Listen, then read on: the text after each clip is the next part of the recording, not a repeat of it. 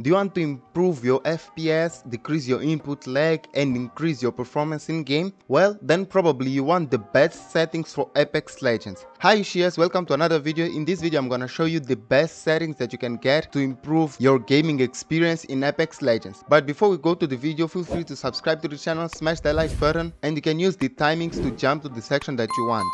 And without further say, let's go straight up to it. First, you want to come inside the game and then come here to the settings.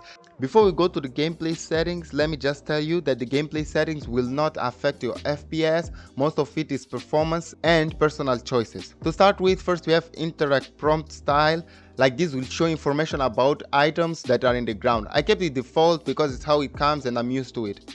Button hints, you can turn it off if you feel comfortable. It will make your screen more clear and if you're already used to all your keybinds. Crosshair damage feedback will basically show you a change in the crosshair every time you hit someone. Damage numbers, I just keep it in stacking because it will show the total damage that I've done to someone instead of showing like if I did 10, 10, 10, 10, 10. Ping opacity, I keep it in default, but if you're one of those guys who always ask the teammates to remove ping, I recommend you to keep it in faded. Obituaries, I keep it on. Minimap rotation, I keep it off. Weapon auto cycle, I keep it on because I'm used to it, and basically what this does is every time that you finish ammo in one weapon, it will automatically switch to the other weapon. Auto sprint, I keep it on, but some people use shift. I don't know why you guys do that, but it's also a lot of preference. Double tap sprint, I keep it off because I have the auto sprint.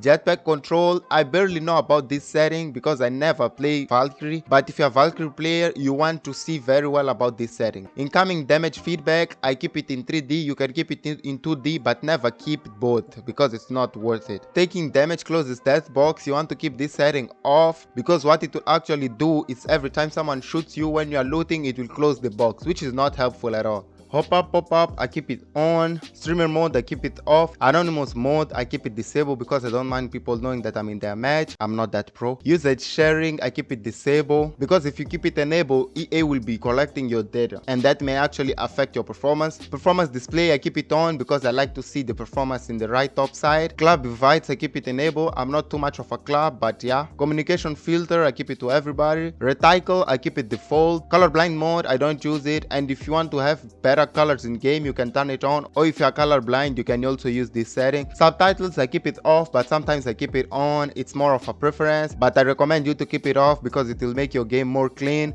Subtitle size doesn't matter. Enable accessible chat feature, I keep it off. Convert incoming voice to chat, I keep it off. Play incoming text, chat or speech, I keep it off. Now mouse and keyboard is just your keybinds. Most of it is preference also. I will just pass through mine here, and as you can see, I don't use tap strafe, but if you use it, you can just search about it and set it for you.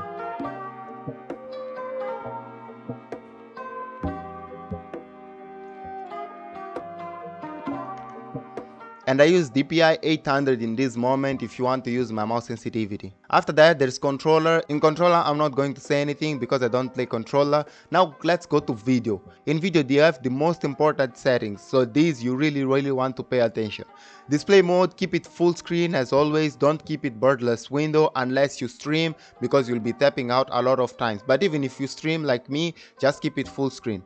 Aspect ratio, a lot of people use stretch resolution. I use native, but it's more of a performance if you have a medium to good PC. If you have a bad PC, just keep these in a very low resolution like 720p because it will improve your FPS. But if you have a medium PC or a good PC, you can just keep it in the native. Brightness, I keep it 50%. It's also some kind of a preference. Don't put it too high because it may affect the colors in game. And also you have to consider before you choose the brightness, you have to also see the monitor settings that you are using.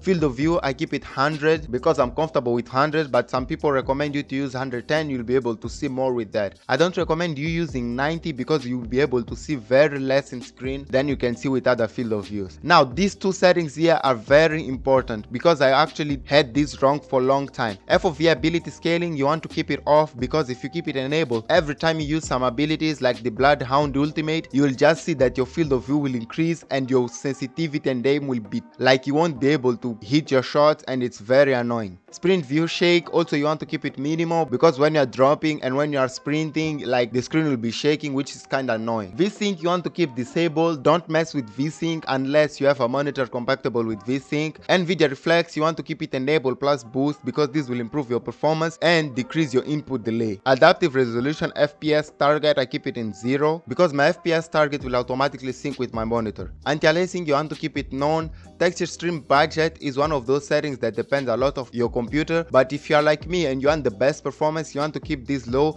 Don't keep it very low, it's not worth it. The game will kinda look a little bit strange. I think low is a good trade. You have good performance and game doesn't look that strange.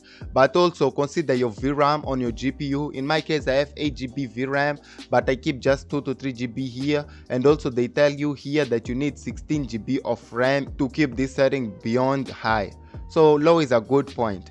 Texture filtering, I'll keep it bilinear. Ambient occlusion, I keep it disable. Sun shadow coverage low. Sun shadow detail low. Spot shadow detail disable. Volumetric lightening disable. Dynamic spot shadows disable. Model detail low. Effects detail low. Impact marks disable. Ragdolls I keep it low. The last tab of settings is the audio tab. To start with, first you have the master volume. I keep it in 100% because I actually use the computer volume to monitor the game volume. Voice chat input, I keep it system default, but you just need to choose here your microphone as you can see, and that will be used for input device. Voice chat record mode, I use push to talk, and I really beg you just use also push to talk because it's kind of annoying listening people being called by their moms to go wash dishes. Like, come on. Just keep it push to talk. Open mic record, I keep this one in 1300, but this doesn't affect anything because I'm always in push to talk. But if you use open mic, just switch to push to talk. Don't even complicate things.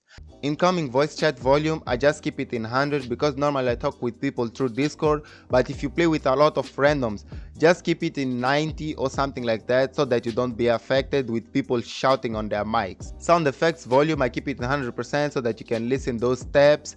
Dialogue volume, I recommend you to keep it around 70 if you have like a very good headphone. My headphone is not that good, so that's why I keep it in 100 so that I can listen those dialogues in game, like when someone's broken shield or someone downed someone. Music volume, I recommend you to keep it like below 50% because you don't want to be disturbed with the sound of the music.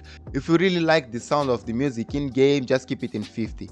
Lobby volume, also I keep it in 20. Sound in background, this is basically to keep the sound on even when you minimize the game. I keep this off because sometimes I'm just there chilling, waiting for the matchmaking, and I'm watching a video on YouTube, so I don't want to be disturbed. But if you want, you can just keep it on so that you can listen and come back to the game really fast. Play incoming text chat, I keep it off. Convert incoming voice to chat, I keep it off. And these are all in-game settings that you need to improve your FPS, decrease your input delay, and increase your gaming performance. And let us know the before and the after effects of these settings in the comments below. Don't forget to smash that like button, subscribe to the channel, and bye. See you in the next one.